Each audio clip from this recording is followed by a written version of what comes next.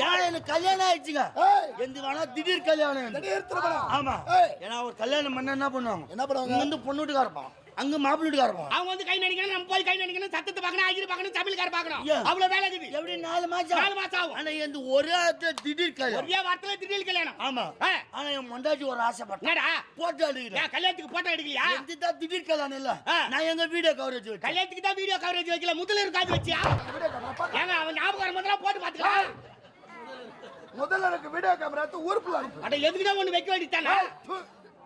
எதுக்கு video camera கிடையாது. உன் பொண்ணுக்கு வைக்கிற பாரு கல்யாணம் வைகாசி மாசம்.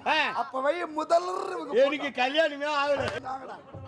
பொண்ணு மத்த அப்படியே சேவனுக்கு நீ அடிக்க வர்றாங்க.